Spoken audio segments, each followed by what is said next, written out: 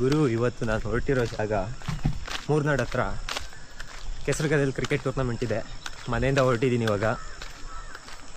Weather ಮಾತ್ರ ಮಸ್ತಾಗಿದೆ. ನಾನು ಮನೆಯಿಂದ 60 ಕಿಲೋಮೀಟರ್ ಟ್ರಾವೆಲ್ ಮಾಡಬೇಕಿತ್ತು.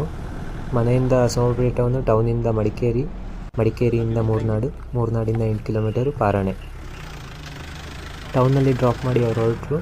ನಾನು ಮಡಿಕೇರಿಗೆ ಬಸ್ ಇದೆಯಾ ಅಂತ ಚೆಕ್ ಮಾಡಿದೆ. ಮಡಿಕೇರಿಗೆ ಎಷ್ಟು ಇದೆ?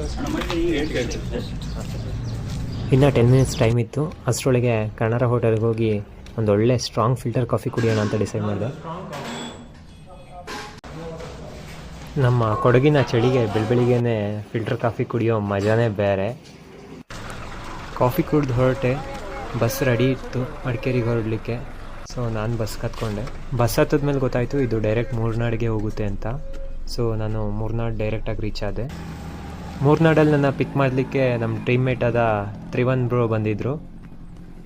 ಮೂರ್ನಾಡಿಂದ ಕ್ರಿಕೆಟ್ ಮ್ಯಾಚ್ ಆಡೋ ಗದ್ದೆಗೆ ಆಲ್ಮೋಸ್ಟ್ 8ರಿಂದ 9 ಕಿಲೋಮೀಟ್ರ್ ಇತ್ತು. ಸೊ ಹಾಗಾಗಿ ಪಿಕ್ ಮಾಡಲಿಕ್ಕೆ ಬಂದಿದ್ದರು.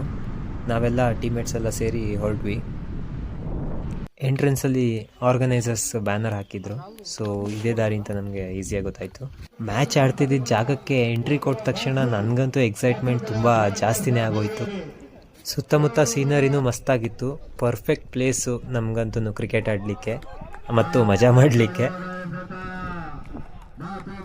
ಇಲ್ಲಂತೂ ಕೆಲವು ಸ್ಪೆಕ್ಟೇಟರ್ಸ್ಗಳು ಜೀಪ್ ಮೇಲೆ ಕೂತ್ಕೊಂಡು ಆರಾಮಾಗಿ ಮ್ಯಾಚ್ ನೋಡ್ತಾ ಇದ್ರು. ವ್ಯೂ ಅಂತೂ ಮಸ್ತು.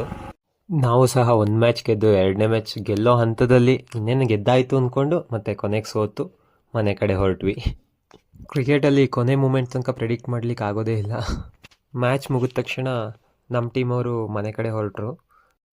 ನಾನು ಇಲ್ಲೇ ಉಳ್ಕೊಂಡೆ. ನಮ್ಮ ಇನ್ನೊಂದು ಫ್ರೆಂಡ್ಸ್ಗಳ ಟೀಮ್ ಆಡ್ತಾಯಿತ್ತು. ಅವ್ರಿಗೆ ಸಪೋರ್ಟ್ ಮಾಡ್ಕೊಂಡು ಅವ್ರ ಜೊತೆನೇ ಮನೆಗೆ ಹೋಗೋಣ ಅಂತ. ಕೆಲವೊಮ್ಮೆ ಮ್ಯಾಚ್ ನೋಡೋದಕ್ಕಿಂತ ಮ್ಯಾಚಲ್ಲಿ ನಡೆಯೋ ಚೊರೆಗಳನ್ನ ನೋಡೋದೇ ಮಜಾ.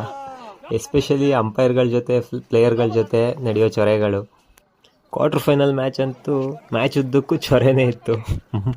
ನೋಡ್ಲಿಕ್ಕಂತೂ ಮಸ್ತು.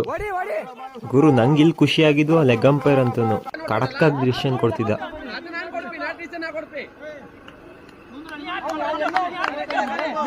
ಈ ಮ್ಯಾಚ್ನಲ್ಲಿ ಕೊನೆ ಬಾಲ್ ತನಕ ಏನಾಗುತ್ತೆ ಅಂತ ಹೇಳೋಕ್ಕಾಗ್ತಿರ್ಲಿಲ್ಲ. ಲಾಸ್ಟ್ ಬಾಲಿಗೆ 4 ರನ್ ಬೇಕಿತ್ತು. ಬಟ್ ಹೊಡೆದ್ರು ಸಿಂಗಲ್ ಡಿಕ್ಲೇರ್ ಆಗಿಬಿಡ್ತು. ಸೊ 2 ರನ್ನಿಂದ ನಮ್ಮ ಟೀಮ್ ಮ್ಯಾಚ್ ಗೆಲ್ತು. ಆ್ಯಂಡ್ ಸೆಮಿಫೈನಲ್ ಮ್ಯಾಚಲ್ಲಿ 1 ಬಾಲಿಗೆ 3 ರನ್ ಬೇಕಿತ್ತು. ಸೊ ಅವರು ಅಲ್ಲೇ ಹೊಡ್ಕೊಂಡ್ರು. ಬಟ್ ಫೀಲ್ಡರ್ಸ್ಗಳದ್ದು ಪ್ರೆಸೆನ್ಸ್ ಆಫ್ ಮೈಂಡ್ ಇಲ್ದಿರೋದ್ರಿಂದ ಅವ್ರು 2 ರನ್ ಹೊಡಿದ್ರು. 3ನೇ ರನ್ನಿಗೂ ಟ್ರೈ ಮಾಡಿದ್ರು, ಬಟ್ ಅದು ರನ್ಔಟ್ ಆಯಿತು.